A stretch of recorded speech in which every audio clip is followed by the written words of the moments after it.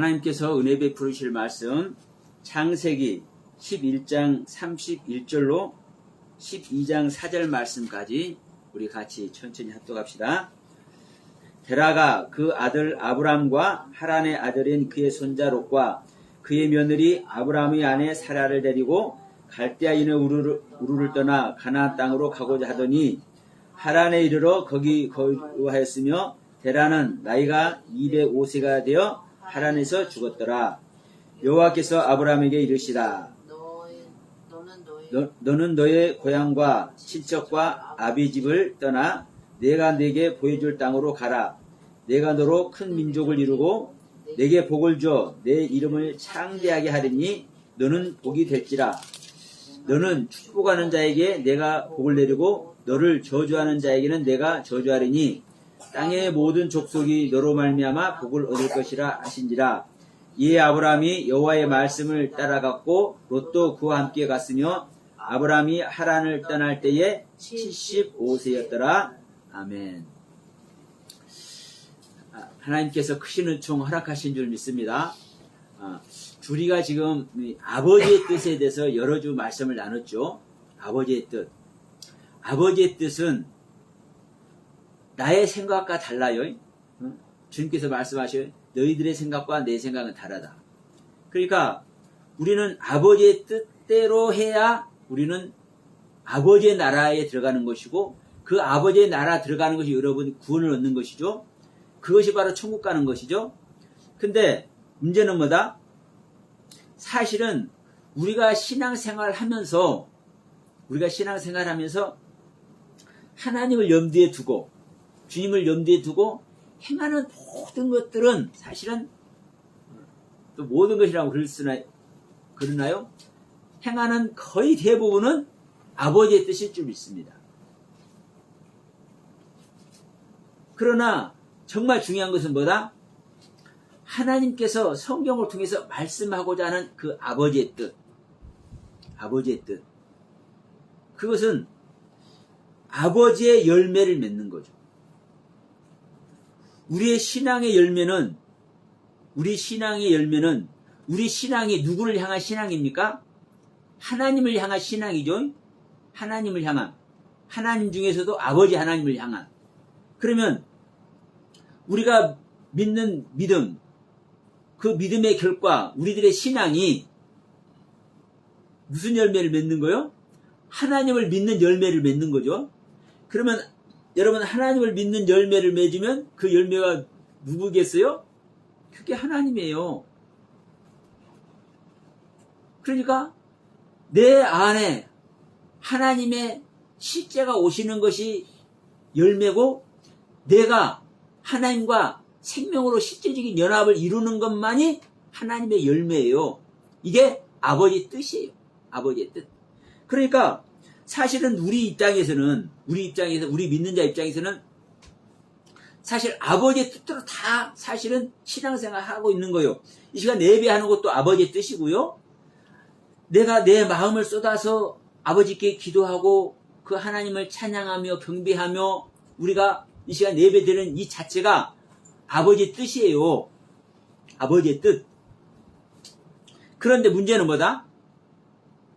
이 예배를 통해서 내가 아버지를 향한 내 마음을 씻고 내 마음을 드리고 내 마음속에 그 아버지를 향한 그 갈망의 세계 있잖아요. 사모하는 세계. 그러면 이 모든 이 나의 믿음으로 말미암아 행하는 이 신앙의 행위 결론이 백날 첫날 예배를 드리고 백날 첫날 기도를 하고 백날 첫날 찬양을 한다고 해도 아버지의 생명과 연합이 안 되면 그건 아버지의 뜻 밖에 있는 거예요. 다시 얘기합니다. 우리의 신앙생활, 우리들의 믿음의 삶 자체가 정말 귀하잖아요. 여러분 이 시간에 예배 드리는 이 자체만 해도 사실은 얼마나 귀합니까? 이거는요 요것만큼도 폄하해서는 안 되는 거예요. 우리가 잘하고 잘못하고 내가 좀 어제 그냥 누구하고 좀 다투고 기분 안 좋은 상태에서도 그냥 그냥 습관적으로 쫓아서 예배당에 나왔는데 이런다 할지라도 이건 귀한 거예요. 이건 귀한 거요. 이런 부분은요, 요것만큼도 폄하하면 안 돼. 왜? 하나님을 향해 하고 있기 때문에. 내가 조금 거시기한 마음을 가지고, 좀 좋지 못한 마음을 가지고, 때로는 불쾌한 마음을 가지고, 만약에 예배 장소에 나왔다 할지라도, 그 예배를 주관하시는 분은 성령님이고, 그 성령님의 인도하심 따라 우리는 마음이 달라질 줄 믿습니다. 그러면 이 예배 자체가 어마어마한 은혜요, 축복이에요, 사실은. 그런데 이 예배 자체가 어마어마한 은혜요, 하나님의 사랑이요, 축복인데 문제는 이 예배 결과로 말미암아. 물론 우리가 예배도 어떤 사람은 이제 예수님을 영접한 지 얼마 안 돼서 몇 달 동안 예배 드린 사람도 있을 것이고 몇 년 동안 예배 드린 사람도 있을 거고 몇십 년, 막 5, 60년 예배 드린 사람, 7, 80년 예배 드린 사람도 있을 줄로 믿습니다. 그 연세에 따라서. 그러면 그 많은 예배를 드렸는데, 그렇게 많은 예배를 드렸는데 실질적인 하나님과 생명 결합이 안 됐다고 하면 이건 아버지의 뜻 밖에 있다라는 거예요. 아버지의 뜻 밖에. 그래서 여러분, 이게 우리가 정말 우리가 믿음 생활하면서 하나님 향해서 내 마음을 드리는 우리 신앙의 삶 속에서 정말로 우리는요 성찰해봐야 될 일입니다. 아니 우리 누가복음 13장 말씀과 같이 주님께서 오셔서 열심히 가르쳐주니까 열심히 배워서 감사하고 감격하고 때로는 그냥 막 감동해서 눈물 줄줄 흘러가면서 다른 사람 초청해 가면서 정말로 감동적인 그 예배 생활 하고 있어요. 신앙 생활을. 그런데 어느 날 아버지가 이 악한 놈아 내게서 떠나가라 이놈아 하면서 문을 딱 걸어 잠가 버리고 못 들어오게 만드네. 이럴 수 있단 말이에요. 이게 얼마나 황당한 일이고 이 얼마나 지금 억울한 일이겠습니까? 내 입장에서 최선을 다해서 예배하고 내 입장에서 최선을 다해서 아버지를 사랑하는 그 사모하는 마음을 내 가슴속에 구절절 갖고 있는데 모른다고 하네? 얼마나 억울한 일이에요. 왜? 아버지의 뜻 밖에 있기 때문에 그런 거예요. 아버지의 가르침 밖에 있기 때문에 그런 거예요. 근데 문제는 뭐가 문제다? 오늘날 하나님을 믿는 우리들은 아버지의 뜻 밖에 있고 싶다고 하는 사람 있어요? 손 한번 들어봐요. 내가 아버지의 뜻 밖에 있고 싶다. 아버지의 가르침 밖에 있고 싶다. 이런 사람 있을 수 있어요? 네, 요것만큼도 없을 겁니다. 한 사람도 없을 거예요. 그러니까 나는 최선을 다해서 아버지의 가르침을 받고 아버지 뜻 안에서 아버지와 사랑을 나누고 싶은데 아버지께서 인정하느냐 안 하느냐거든요. 문제는 아버지께서 인정을 안 하면 소용이 없는 거예요. 그래서 여러분 보세요. 바퀴벌레는 우리가 징그럽게 생각해요. 귀뚜라미는 어떻습니까? 사실은 벌레로 보면 뭐 귀뚜라미나 바퀴벌레나 그놈이요. 그런데 바퀴벌레는 절대로 귀뚜라미한테 잡아먹히지 귀뚜라미를 잡아먹지 못해. 네? 천적이에요, 천적. 귀뚜라미는 그런 것 같은데도 불구하고 이 바퀴벌레를 잡아먹고 사네.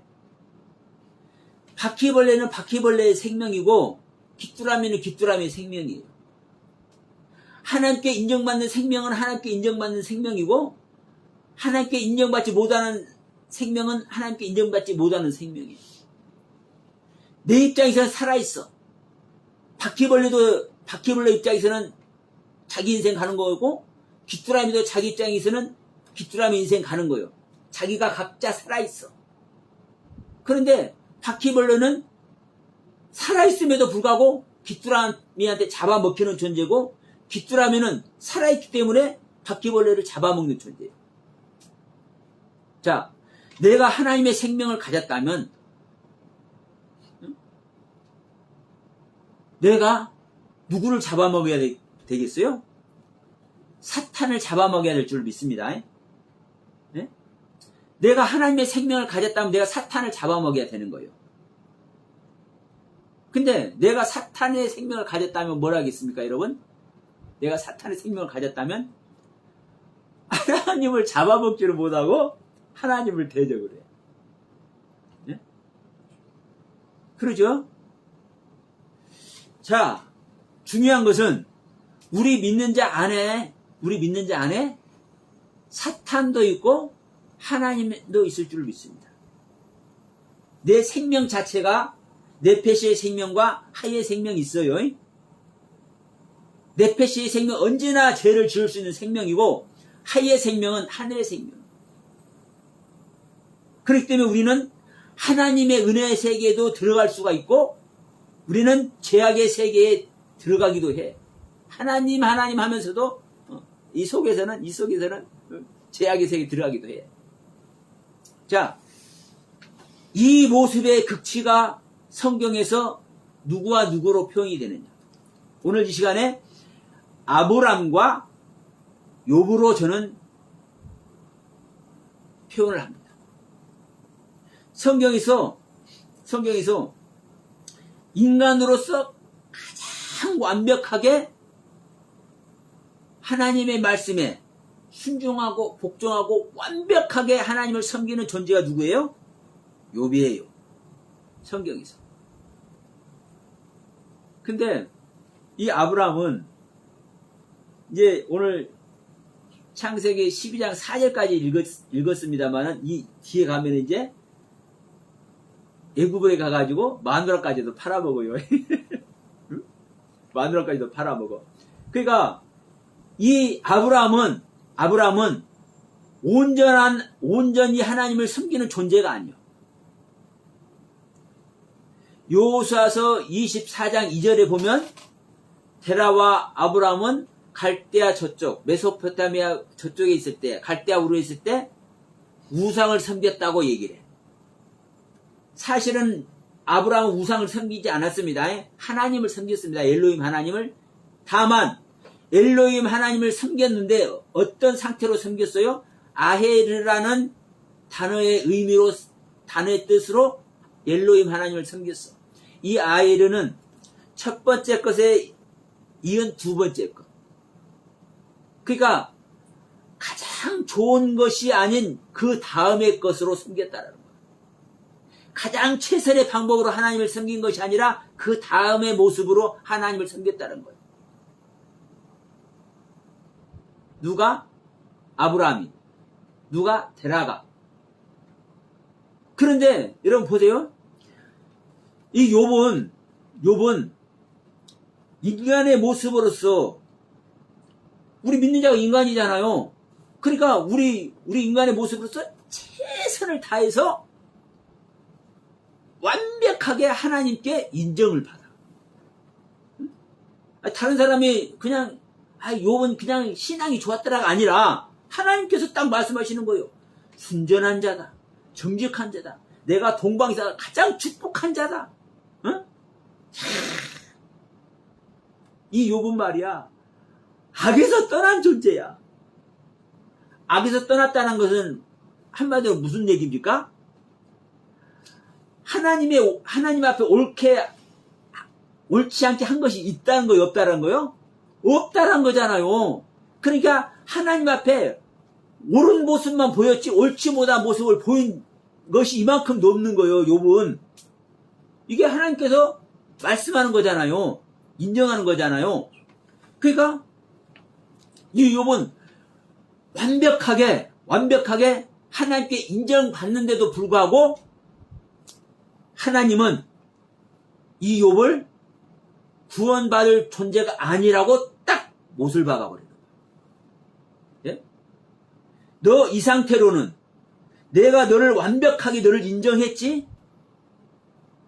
그런데 너는 너의 나한테 지금 인정받고 있는 너의 이 상태로는 너는 구원받을 수 있는 존재가 아니야.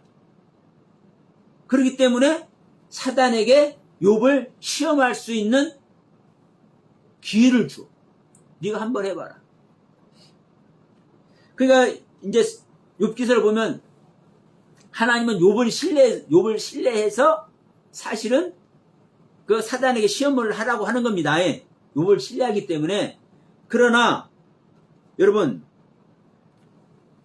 우리는 그 안에 감춰져 있는, 그 이면에 감춰져 있는 하나님의 뜻이 있는 거예요.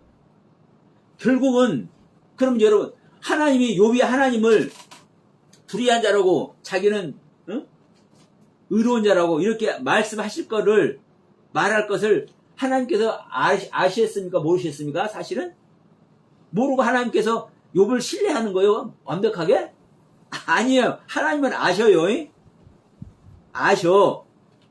아시는데 이 모습을 이끌어내기 위해서 사탄에게 욥을 시험하도록 허락하시는 거예요. 그러나 하나님은 또 한편으로 진짜 욥을 신뢰해요. 왜? 욥은 의로운 자니까. 네가 실험을 해봐라. 네가 실험하지만 내 종 욥은 꼼짝 안 할걸? 자신 있어요. 하나님은. 그리고 실제로 그렇잖아요. 입으로 범죄치 않더라 말씀하잖아요. 욥이. 그런데도 불구하고 분명한 것은 욥은 구원받을 수 없는 존재인 것을 하나님은 꼭 집어서 가르쳐주는 겁니다. 가르쳐주는 거예요. 지금 네가 나에게 완벽한 신뢰를 받고 네 믿음이 내 입으로 말미암아 네 믿음이 증명이 되어도 너의 상태로는 구원받을 수 없는 존재야. 그러나 너는 내가 내 입으로 너를 증명하고 너를 신뢰하는 그만큼 너는 귀한 존재이기 때문에 나는 너를 반드시 구원해야 되겠어. 그래서 욥을 하나님은 고난 속에 들어가게 하고 결국은 이끌어내시지 않습니까? 욥의 세 친구들이 와서 얘기를 하잖아요. 그러면 그 욥의 친구들이 그냥 와서 얘기한 것 같습니까? 이것도 하나님의 작품입니다. 하나님이 욥의 세 친구를 이끌어서 욥에게 수많은 이야기를 하게 하는 것이고 또 엘리후까지 이끌어내서 이야기하게 하는 것이고 그것도 안 되니까 당신 스스로 하나님 스스로 하나님께서 직접 욥하고 대면해서 이야기를 하잖아요. 설득을 하잖아요. 너란 존재가 어떤 존재인지 하나님께서 가르쳐 주잖아요. 설명해 주잖아요. 왜? 욥은 완벽하게 하나님께 올바른 존재로 구원받아야 될 존재로 이렇게 귀한 모습의 욥의 신앙이기 때문에 이걸 구원해야 되니까. 그런데 이 상태로는 구원할 수가 없어. 하나님은 법의 하나님이기 때문에. 응? 그래서 욥은요 완벽하게 하나님께 신뢰를 받고 있고 하나님께서 하나님의 입으로 증명을 하는데도 불구하고 온전한 욥으로 증명을 하는데도 불구하고 욥의 상태는 구원받을 수 없는 상태라는 거예요. 명심해야 됩니다. 그래서 여러분 이 욥 이야기와 이 아브라함 이야기 오늘 창세기 11장 31절로 12장 4절 말씀을 통해서 이 아브라함이 어떤 존재인지를 지금 얘기를 하고 있지 않습니까? 갈대아 우르에서 떠나왔어요. 그러니까 이름을 먼저 한번 봅시다. 욥이란 이름 자체가 핍박받을 자야. 네? 고난을 받을 자. 울부짖을 자. 예. 어떤 자가 핍박받는 겁니까? 옳지 않는 자니까 핍박을 받는죠. 예? 예, 고난을 당할 수밖에 없기 때문에 고난을 당해 마땅한 자이기 때문에 고난을 당하는 거죠. 그러니까 그 고통 속에서 울부짖을 수밖에 없는 존재이기 때문에 울부짖는 거예요. 그러니까 욥이라는 이름 자체가 뜻이 그래요. 근데 아브라함의 그 계명 이전이 아브람입니다. 그러면 여러분 아브람이라는 이름 자체가 고귀한 아버지예요. 고귀한 아버지, 높음의 아버지. 그러면 여러분 보세요. 고귀하고 높은 분이 누가 고귀하고 높은 분이요? 하나님만 고귀하고 높은 분이죠. 그러면 아브람 이름 자체가 하나님과 하나 되어 있다는 뜻이잖아요. 그러니까 욥은 어디에 있어요? 우수라는 땅에 살아. 우수 땅에 욥이라는 사람이 있더라. 이렇게 시작하잖아요. 욥기사가. 그럼 우수라는 땅이, 우추라는 땅이 모래땅에 모래땅. 예? 근데 은은을 해.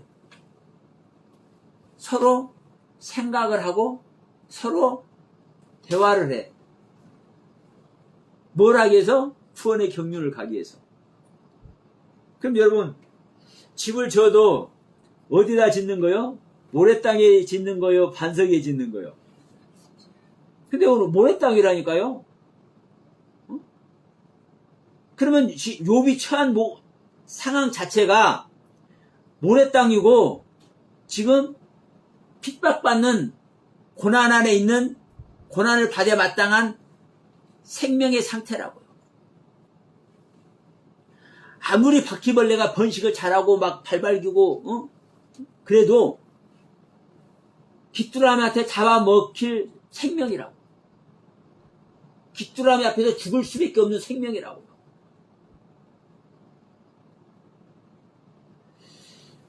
사망의 생명은, 어둠의 생명은 생명에게, 빛에게 잡아먹히는 존재인 줄 믿습니다. 그러니까 욥은 자기가 모래땅에 있는 존재이고 핍박받는 존재이기 때문에 아무리 완벽하게 하나님을 섬겨도 그 생명 자체가 어떤 생명이에요? 구원받을 수 없는 생명이라니까요. 구원받을 수 없는 생명. 근데 아브람은 그 이름 자체가 뭐예요? 높음의 아버지예요. 고귀한 아버지. 근데 어디가 있다 와요? 갈대아우루.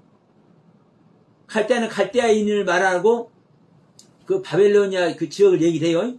그리고 이제 우루라는 것은 이제 그 오르에서 옵니다. 빛이에요. 네. 오르가 빛이에요. 그러니까 어느 땅에 있다 와요? 고귀한 아버지.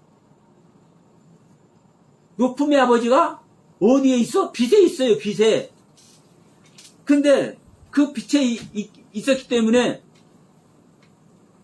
자기가 어떤 존재인지, 자, 부잣집에서 큰 사람은, 부잣집에서 부잣집에서 탄생해서 거기서 자란 사람은 어려움의 사정을 알아요, 몰라요? 모르죠. 근데 그렇기 때문에 고귀한 아버지, 높음의 아버지, 빛 아래에 있는 이 아브라함은 자기 자신을 알기 위해서 어디를 가라고 합니까? 거기를 떠나서 가나안으로 가라고 해요. 가나안은 가장 저주스러운 모습이에요. 땅. 엎드려 있는 것, 낮춰져 있는 것, 비천한 모습이 되어 있는 것. 이게 가나안의 모습이에요. 그러니까 그 가나안의 모습에 자기가 가봐야 자기의 실존이 드러난다고요. 자기는 고귀한 아버지, 빛의 아버지, 높음의 아버지로 되어 있지만 지금 빛의 모습으로 살고 있지만 하나님의 온전한 은혜 안에서 살고 있지만 그 척박한 곳, 낮은 곳, 비천한 곳으로 가볼 때 자기 자신이 드러난다고요. 그러니까 가나안 땅에 갔을 때 어떤 모습이 됩니까? 그 땅에 기운이 들어서 남방으로 점차 가가지고 애굽 땅에 가지 않아요? 그 애굽 땅에 가서 뭐를 팔아먹어요? 자기 살라고? 자기 마누라를 팔아먹어.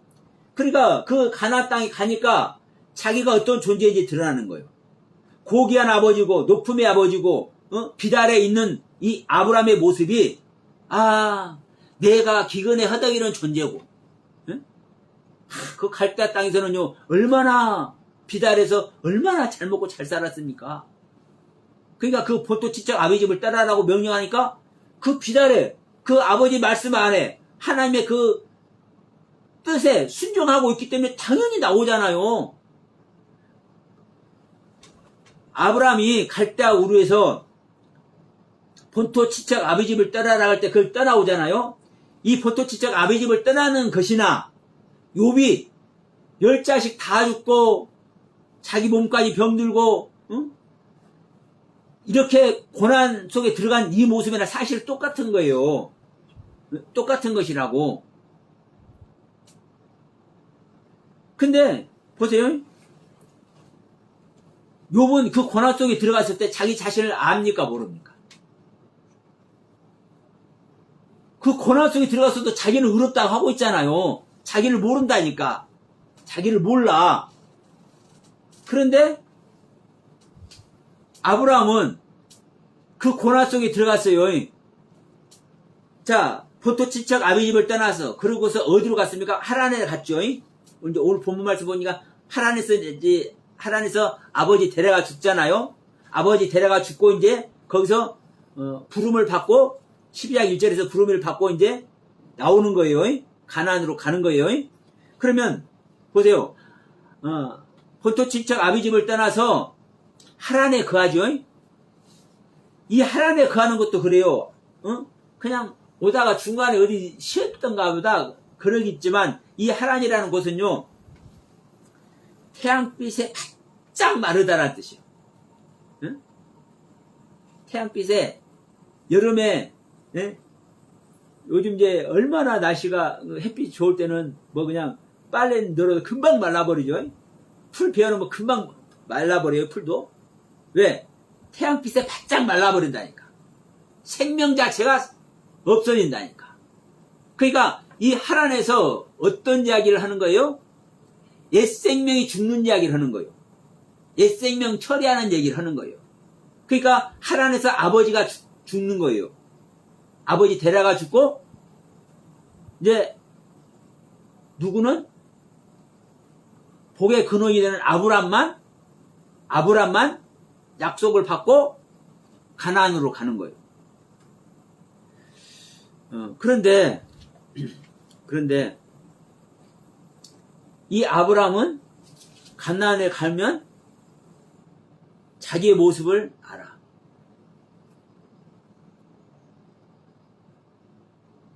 기근이 든 것이 자기 모습을 보는 거예요. 우리는 가나안 땅에 갔으니까 그 기근이 들었나 보다 이렇게 생각하겠지만 그 스토리 자체가 다 그런 하나님의 그 가르침을 가지고 얘기를 하고 있는 거예요. 그러니까 자기는 기근 안에 있는 존재인 걸 알고 그러기 때문에 자기는 또 그것을 피해서 기근이 없는 곳으로 먹을 것이 있는 곳을 찾아갈 수밖에 없는 존재인 걸 또 알고 자기가 먹을 것을 찾아서 간 그곳에 가서 자기 안위를 위해서 자기 자신을 위해서 자기 자신의 안위를 위해서 마누라까지 팔 존재인 것을 또 아는 거예요. 여러분 하나님의 빛 아래 있으면 빛이신 하나님의 말씀 아래 하나님의 가르침 아래 성령님의 가르침 아래 있으면 나란 존재를 안다니까요. 근데 성령님의 도우심 아래 있지 않은 사람요 나란 자신을 모르기 때문에 자기가 받은 것 자기가 깨달은 것 자기가 가지고 있는 소유된 것 여기에 몰빵을 해. 여기에 모든 신경이 여기에 집중이 돼. 그래서 자기의 모습만 계속 얘기할 뿐이야. 그러니까 욥에 보세요. 그 세 친구가 막 번갈아 가면서 한 번, 두 번도 아니고 막 세 번씩이나, 그러면 이렇게 할 때 계속 여기에 말될 거잖아요. 자기 자신을 그렇게 드러내려고 하는데도 불구하고 욥은 그걸 모르고 계속 말대꾸를 해. 이게 욥의 생명의 모습이에요. 여러분, 이걸 요즘 오늘날 우리들의 모습을 한번 바꿔봅시다. 오늘날 우리들의 모습. 자, 하나님의 생명 아래 있는 사람은요, 성령님의 진정한 가르침 아래 있는 사람은요, 누가 무슨 얘기를 하잖아요? 알아들어요. 그리고 다른 사람이 어떤 만약에 누가 이제 설교를 해. 근데 그 설교가 설령 옳지 않은 하나님의 경륜 앞에, 하나님의 그 선하신 뜻 앞에 옳지 않은 설교를 하더라도 하나님의 성령 아래 있는 사람 그 안에서 은혜를 받아요. 어떤 은혜를 받는지 아십니까? 아, 저 말씀은 이런 말씀해야 되는데 이렇게 하는구나. 이렇게 하면 안 되고 이런 말씀을 저기에 첨부를 해야 되는데, 아, 그러니까 그 사람이 어떤 설교를 내놓는지 여기와 상관없이 자기 안에서 성령의 음성을 듣고 은혜를 받아요. 성령의 사람은. 그런데 그렇지 못한 사람은 구구절절히 설명을 해줘도 몰라. 우리가 구원받는 것이 몸까지 구원받는 것이다. 우리가 육신을 벗어놓고 가니까 우리 영혼만 구원받는다고 생각하지만 사실은 우리 육체까지 구원받는 것이 진정한 구원받는 것이다. 그래서 주님께서는 나를 믿는 자는 죽어도 살고 살아서 믿는 자는 영원히 안 죽는다고 말씀하셨어. 그래서 영원히 안 죽는 거야. 그런데 예수님 이후로 모든 제자들도 다 죽었지? 우리 눈에는 죽었지만 사실은 죽은 게 아니야. 그들은 육체적으로 살아있어. 그리고 예수님도 그 부활하신 육체 가지고 실제로 우리 안에 재림을 하시는 거야. 이런 것을요, 구구절절히 설명을 해줘도 성령 아래 있지 않은 사람은요, 몰라. 구구절절히 입 아프게 설명을, 석 달전을 설명해줘도, 응? 몰라. 이해를 못해. 왜? 분별의 세계가 없기 때문에요. 분별의 세계가 없기 때문에. 이게 욥의 모습이란 말이에요. 욥의 모습. 그러니까 보세요. 오늘날 이 모습을 보면 누가 다 욥의 모습이냐. 오늘날 기독교 전체가 욥의 모습입니다. 어떤 사람들은 신천지에, 어떤 사람은 여호와의 증인에, 어떤 사람은 몰몬교회에, 어떤 사람은 통일교회, 어떤 사람은 구원파에, 어떤 사람은 토요안식교회, 어떤 사람은 침례교회, 어떤 사람은 감리교회, 어떤 사람은 장로교회, 장로교회도 뭐 합동이다, 뭐 개신총회다, 뭐 고려 측이다, 고신 측이다, 장신대 측이다, 뭐 이렇게 하고 있죠. 이렇게 하고 있는 모습들 자체가 여러분 욥의 모습이에요. 아무리 거기서 완벽한 신앙의 경륜 앞에, 완벽한 하나님의 그 가르침 앞에, 성경을 창세기부터 계시록까지 깨어서 이 말씀이 이 말씀이고 저 말씀이 잠시고 이렇게 섭렵을 해가지고 신자들을 가르치고 새신자들을 가르치고 이제 조금 장생했으니까 청년들을 가르치고 목회자들을 가르치고 이렇게 하고 있다 할지라도 욥의 모습이요. 자기 말들만 해. 자기 말들만. 그리고 다른 사람이 가르쳐주면은 알아듣지를 못해. 알아듣지를 못해요. 여러분 만약에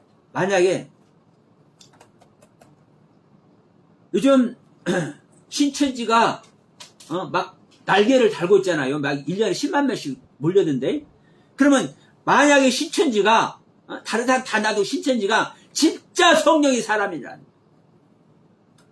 진짜 이만희 총회장이 약속의 목자라 한다면 어떻게 해야 될 것 같습니까? 진리를 선포하겠죠? 그러면 자기들 진리를 선포한다고 하고 있겠죠? 그러면 뭐를 해야 돼요? 원수를 사랑해야 돼요. 원수를. 그분들 입장에는 또 세상의 목사들에게 하면서 이렇게 또 이제 메시지도 내놓고 하기도 해요. 그런데 그런 모습이 아니라 왜 장로교에서는 이렇게 얘기하는지, 왜 침례기에서는 이렇게 이야기하는지, 왜 감리기에서는 이렇게 얘기하는지, 왜 여호와지기는 이렇게 얘기하는지, 왜 복음서원에서는 이렇게 얘기하는지, 왜 구원파에서는 이렇게 하는지, 이것이 이런 것이고 이것이 이것이다. 다 이걸 가르쳐줘야 돼. 예? 가르쳐줘야 돼. 근데 가르쳐주는 건 요만큼도 못하고 자기들의 얘기만 해. 자기들의 얘기만. 욕과 똑같다니까요. 욕과 똑같다니까. 근데 욥이 여러분 틀린 말 합니까? 안 합니까? 성경에서 욥이 틀린 말 해요? 안 해요. 욥의 친구들이 틀린 말 해요? 안 해요. 그러니까 보세요. 욥의 친구들이 서로 돌아가면서 욥한테 얘기하는데, 야, 내가 네 말 모를 줄 아냐? 네가 말하는 것도 내가 알아. 그런데 야, 이것은 이런 거야 하고 또 욥은 또 반박하죠. 그러니까 신천지가 반박하고, 침례교단이 반박하고, 장로에서 반박하고, 감로에서 반박하고, 구원파에서 반박하고, 이런 거랑 똑같아. 너는 무슨 근거로 그러냐, 이런 말을 하냐고 하면 저는 얼마든지 증명해낼 수 있습니다. 얼마든지 증명해낼 수 있어요. 똑같아. 자기들 얘기만 해. 근데 성령의 사람은요, 틀린 말 해도 거기서 은혜를 받는다니까요. 그래서 그것이 왜 틀린지를 낱낱이, 무엇 때문에 틀린지, 그 틀린 것에 대안은 무엇인지 성령의 사람은 정확하게 알아내요. 다른 거 다 놔두고도 신천지에서 뭐라고 얘기했냐. 기존의 이 기독교 개신교 목사들이 전부 다 잘못 가고 있어. 하나님의 뜻을 잘못 전하고 있어. 그러니까 이 개신교에 하나님의 뜻을 잘못 전하고 있는 이 개신교 목사들이 선악을 알게 하는 나무예요. 응? 그렇게 가르쳐요. 선악을 알게 하는 나무라고. 개신교 목사들이 잘못된 것을 가르치는 목사들이 선악을 알게 하는 나무라고. 그러면 선악을 알게 하는 나무, 선과 악의 지식 나무, 이것이 어떤 나무인지도 모르는 거예요. 근데 자기는 그렇게 입력되었으니까, 그렇게 은혜의 말을 받았으니까, 자기 안에 있는 성령님이 그렇게 가르쳐줬으니까 그거를 구덩이를 통해서 내보내는 거예요. 신천지에서는. 선악나무가 하나님이 아니면, 그것도 성부 하나님이 아니면 저는요, 제 스스로 저는 목숨 끊어버릴 수 있어요. 왜요? 아니, 하나님이 아니라고 하니까.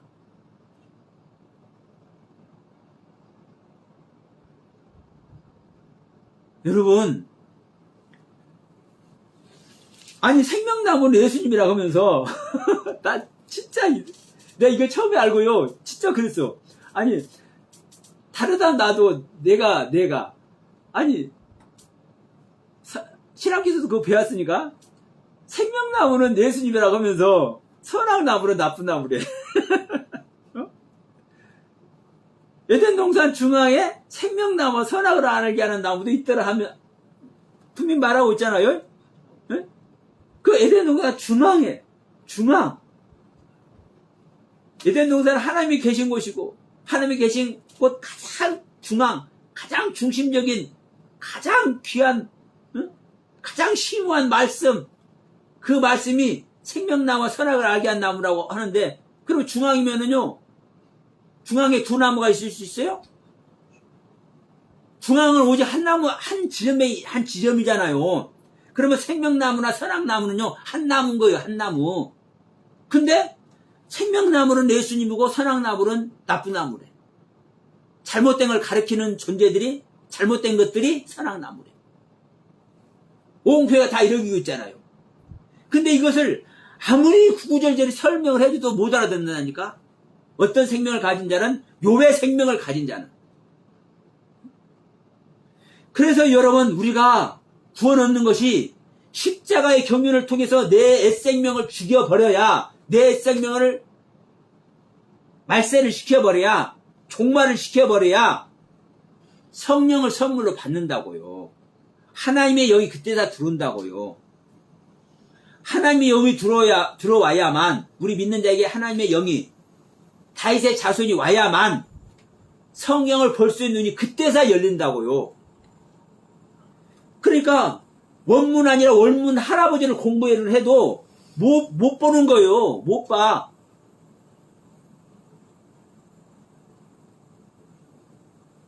오늘날 다시 한번 말했습니다, 여러분. 우리가 어떻게 해야 아버지의 뜻을 아냐요? 어떻게 해야? 아무리 이 말 저 말, 아무리 신앙생활, 아무리 예배 어쩌고, 아무리 기도 어쩌고 해도 아버지의 뜻 모르면 아버지의 뜻을 알아야 아버지 안에 들어갈 것 아닙니까? 아버지와 하나 될 것 아닙니까? 하나님과 하나 될 것 아닙니까? 근데 그 하나님과 하나 되기 위해서는 하나님의 뜻을 알고 아버지의 뜻을 알아야 되는데 그 아버지의 뜻을 모르고는요, 응? 허상의 신앙생활 하는 거예요. 허상의 믿음 갖는 거예요. 그래서 우리는 아버지의 뜻이 최종적인 신앙의 열매고, 응? 이 아버지의 뜻을 우리는 알고 그 아버지의 뜻에 내 자신을 내어 드려야만 우리는 구원의 경륜에 들어가는 거예요. 그래서 제가 이런 말씀을 하는 겁니다. 하나님의 뜻대로, 하나님의 가르침 그대로 100% 우리는 완벽한 믿음 생활을 해도 내 생명 아래서 하는 믿음 생활은 이것은 허상이다. 어느 날 문 닫아버리고 난 너를 모른다고 우리는 부인당할 수밖에 없고, 응? 주여 주는 자마다 천국 가는 것이 아니라 아버지 뜻대로 하는 자야 천국 가는 거야. 너희가 내 이름으로 귀신을 쫓아내고 너희가 내 이름으로 능력을 행하고 너희가 내 이름으로 선지자가 되어 있다 할지라도 그건 내 뜻 아래 있는 게 아니야. 내 뜻은 내 생명을 얻어야 내 뜻 아래 있는 거야. 너희와 내가 창조주인 내가 하나님인 내가 생명 연합이 이루어져야만 이게 너희들이 구원받는 거야. 이걸 성경은 구구절절히 창세기 1장 1절부터 태초에 하나님이 천지를 창조하시나 이 말씀이 여러분 같은 말입니다. 하나님이 천지를 창조하잖아요. 이 천지가 어떤 천지냐고요. 성경 마지막 아멘 주 예수여 어서 오시옵소서. 이 주 예수가 완성된 예수예요. 완성된 가르침, 완성된 깨달음, 온전한 하나님과의 연합, 이게 주 예수예요. 이 주 예수가 나에게 와야 완전한 하나님과 연합이에요. 그러니까 창세기 1장 태초에 하나님이 태초에 천지를 창조하시나 이 말씀에서부터 아멘 주 예수 오시옵소서 여기까지 이 전체 내용 자체가 아버지 뜻 얘기를 하는 거라니까요. 응? 신약에 와서 예수님이 마리아의 태를 빌려서 태어나서 갖가지 일을 하시고 우리를 위해서 십자가에 죽어주시고 부활하시고 승천하셨다가 사도들에게 제자들에게 다시 재림하시잖아요. 성령으로. 그러면 이 예수님의 행적 전체가 이 아버지의 뜻을 얘기를 하는 거거든요. 이 아버지의 뜻을. 왜? 우리를 구원시키기 위해서, 우리 믿는 자를 구원하시기 위해서. 그러면 성경 전체는요, 사실은 아버지의 뜻을 얘기를 하는 거요. 이 아버지의 뜻을. 그리고 이 아버지의 뜻은 아버지를 열매 맺는 거예요. 이 아버지를 열매 맺는 것이 아버지와 생명연합이 되는 거예요. 여러분, 이 이상 얘기는 있을 수가 없는 겁니다. 저는요, 내가 예수를 본받은 것 같이, 이 시간, 이 영상 보시는 분들도 마찬가지입니다. 여러분들은 이 시간 제가 말씀드린 저의 설교를 100% 믿으세요. 응? 이 아버지 뜻에 대한 이 설교를. 아니, 하나님과 생명연합이 되라는 이야기를 100% 안 믿으면 어떤 걸 믿겠습니까? 응? 생각해 보세요. 영신 하나님과 생명연합이 되면은요, 내가 무슨 일을 할 것이냐, 내가 내가 어떤 아이고, 교회에서 내가 뭘 봉사하고 뭘 어찌하고 내가 어떤 목회라고 이런 거 신경이라 쓸 것 같습니까? 아니 아버지께서 다 알아서시는데. 그러니까 아버지와 생명연합이 되라는 이 말 외에는요 어떤 것도 더 이상의 것이 있을 수가 없다고요. 이건 완벽한 얘기예요. 예수와 그리스도인 것을 전하는 것이 여러분 완성된 복음을 전하는 건데, 이 예수가 누굽니까? 이 예수가 하나님이에요. 하나님 삼위일체 하나님. 근데 그리스도는 누구예요? 그리스도는 보이지 아니하는 하나님의 형상이네. 자, 하나님의 영이시죠. 구약에서는 하나님 영이시라고 그래. 근데 영이신데 보이지 아니하는 하나님의 형상이에요, 이 그리스도는. 근데 이 그리스도는 우리에게 구원을 주러 오시는 메시아요. 응? 그리스도는 우리에게 구원을 주러 오신 메시아. 그러면 우리 인간의 눈에 보여지도록 나타나서 일하시고 모든 것을 행적을 가지고 있는 이 예수가 그리스도라는 거예요. 보이지 않는 하나님, 우리를 구원하러 오시는 메시아 주님, 이게 그분이네. 여러분, 이게 하나님과 하나 되는 거예요. 자, 남자와 여자가 둘이면 구원이 돼야 안 돼요? 남자와 여자가 따로 있는 것이 아니라 이 남자와 이 여자가 한 육체네. 영적인 몸도 아니고 육체예요. 육체. 한 육체. 이 한 육체가 되는 것이 교회와 그리스도에 대해서 말하는 것이라, 내가 그리스도에 대해서 말하는 것이라, 내가 그리스도와의 생명연합이 돼야 우리는 구원받잖아요. 근데 우리는 남자가 뭐고 여자가 뭔지도 몰라. 근데 어떤 목사님이 이제 그 히브리 원문을 풀면서 창세기 2장에서 창조한 남자는 예수라는 거예요. 예수. 일단 맞아요. 일단은 맞아. 그런데 또 틀려. 창세기 1장에서 창조한 사람은 예수가 맞지만 창세기 2장에서 창조한 아담, 사람은 우리 믿는 자 안에 속사람입니다. 그래서 자카르 네케바의 경륜과 이시이시아의 경륜이 달라요.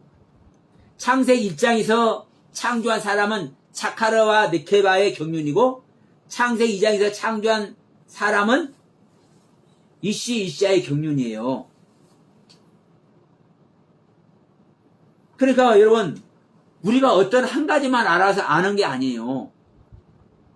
근데 우리는 성경 전체를 이렇게 완벽하니 분석하고 막 다 시시콜콜 처음부터 끝까지 완벽하게 이렇게 안다고 해도 구원이 아니라니까.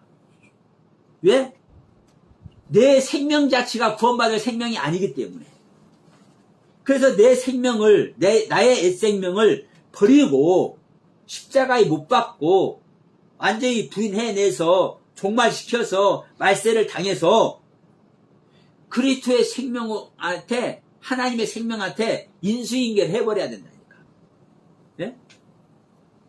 그래야 진정한 우리가 구원의 경륜에 들어가고, 내 생명을 그리스도의 생명에게 인수인계를 해버려야 그리스도께서 나한테 모든 걸 가르쳐주는 거예요. 응?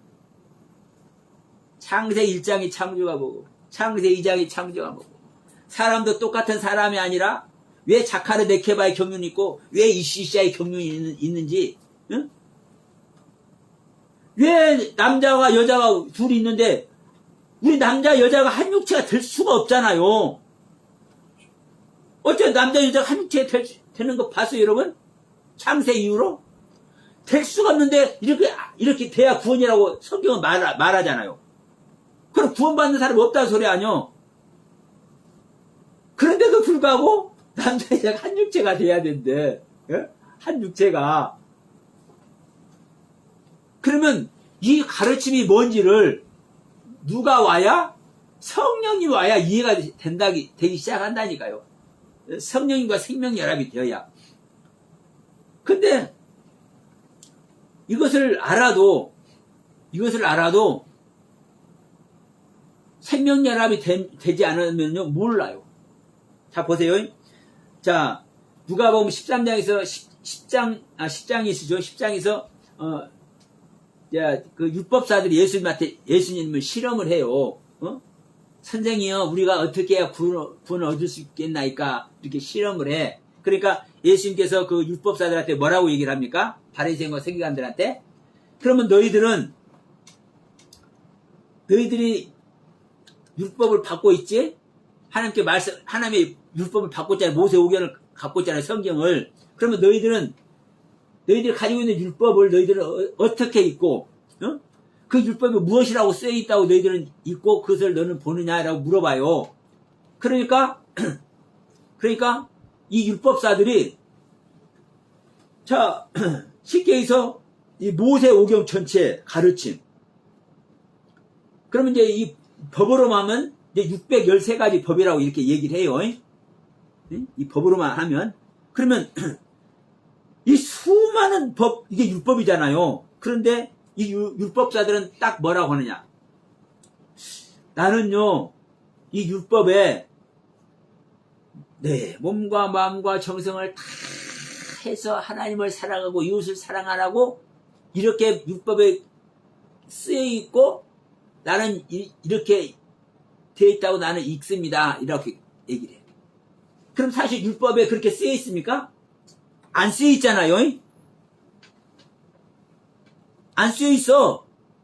그런데도 이 율법사들은 성경에, 이 율법에 뜻을 다하고 정성을 다하고 생명을 다하고 내 모든 것을 다해서 하나님을 사랑하고 이웃을 사랑하라고 이렇게 기록되었다고 나는 보고 이렇게 나는 기록되었다고 나는 읽습니다. 이렇게 얘기를 해. 그 말은 뭔 말이냐면요. 이 율법의 모든 가르침을 완벽하게 그 가르침의 세계를 알고 있다는 뜻이에요. 네? 그 하나님의 그 율법의 세계의 가르침을 완벽하게 그 하나님의 뜻 그대로를 알고 있다는 의미예요. 그런데 그 뜻을 알고 있는데 예수를 알아요, 몰라요? 그 실질적인 구원 안에 들어가 있어요, 못 들어가 있어요? 영생 안에 들어가 있어요, 못 들어가 있어요? 영생 안에 없기 때문에 영생이 들어가는 걸 방법을 묻는 거예요, 예수님한테. 그런데 예수님이 뭐라고 그래요? 너희는 가서 네가 지금 말했지, 응? 목숨을 다하고 힘을 다하고 뜻을 다하고 정성을 다하고 최선을 다해서 하나님을 사랑하고 이웃 사랑해라. 너 그렇게 지금 기록되어 있고 그렇게 읽는다고 너 지금 얘기했잖아. 그러면 너는 그대로 하면 돼. 그대로 하면 돼.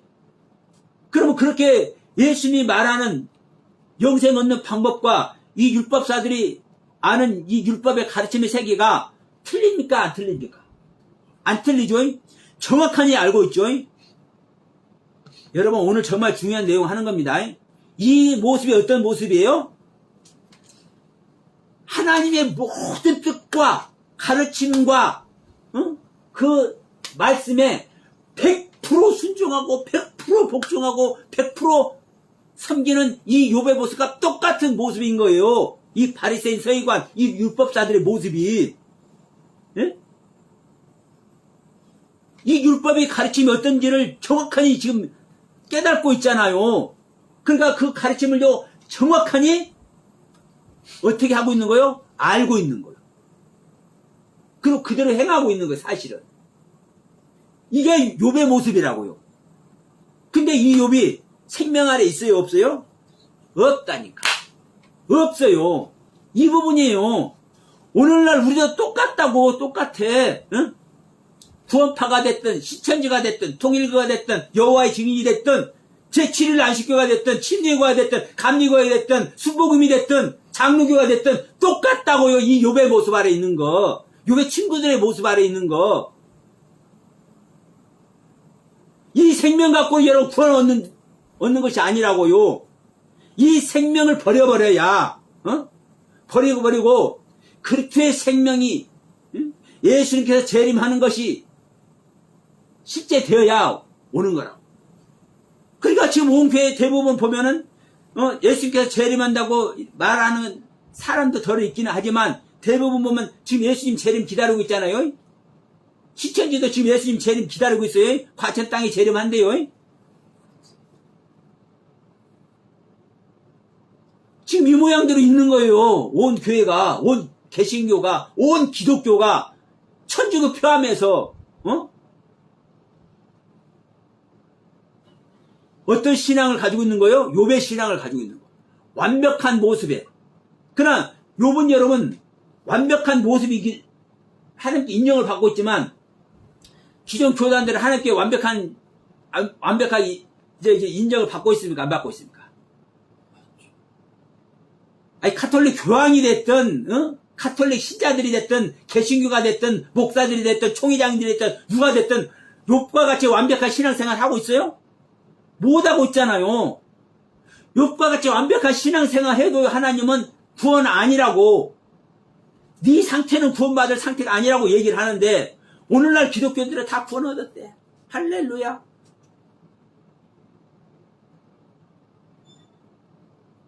그래서 이 복음으로 예수님의 생명으로 거듭나서 하나님과 생명연합이 되는 이 복음으로 온 기독교가 다시 개혁이 돼야 되는 겁니다. 혁명이 돼야 되는 거예요. 여러분, 이 시간 이 음성을 듣는 여러분, 그리고 이 영상을 보시는 여러분 입술을 통해서 이 복음이, 어떤 복음이?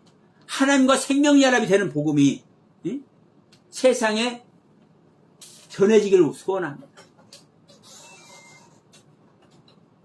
우리가 생명 안 됐다 할지라도, 우리가 지금 현재 그리스도와 생명연합이 안 됐다 할지라도 돼야 된다라고라도 전해야 되잖아요. 우리가 그리스도와 생명연합이 되어야 된다라고 이거라도 전해야 되잖아요. 그런데 교회들이 자기들이 할 일만 하고 자기들의 목회만 하고 자기 만족의 신앙 아래만 있어. 여러분, 진정한 하나님의 가르침을 받는 여러분 되시길 바랍니다. 진정한 믿음의 소유자가 되기를 바랍니다. 여러분, 예수님께서 재림하는 이 재림이, 예수님 그 당시에 그랬잖아요. 야, 너희들이 다 죽기 전에 내가 왕권을 가지고 오는 것을 너희들이 볼 것이다. 너희들이 이스라엘 다 나를 믿음으로 말미암아 너희들이 핍박당하는 그때에 그 핍박을 피해서 너희들이 이스라엘 땅을 다 도망당하기 전에 내가 너희들에게 실제로 올 것이다. 재림할 것이다. 성경 얘기를 해놓고 있잖아요. 그래서 여러분, 예수를 믿는 자에게 하나님의 재림을 하는 거예요. 은혜의 시대다, 성령의 시대다, 이런 이딴 소리들 하지 말고 제발 좀.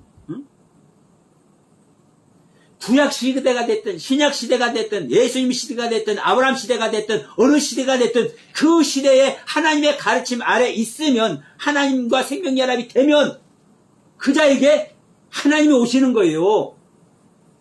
그러니까 에녹도 죽음을 보지 않고 들림을 받았고, 그렇기 때문에 엘리야도 죽음을 보지 않고 들림을 받았잖아요. 그렇기 때문에 갈렙이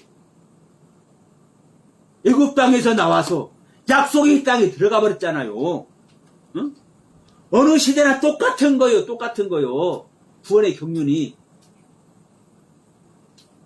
진짜 이 시간 전해지는 하나님의 생명과 생명연합이 돼서, 하나님의 영, 성령과 생명연합이 돼서 진정한 하나님의 사람, 진정한 구원을 입은 사람, 진정한 믿음의 소유자가 된 사람, 우리 모두가 되길 다 바라면서 주님의 이름으로 이 시간도 예배를 마치도록 합니다.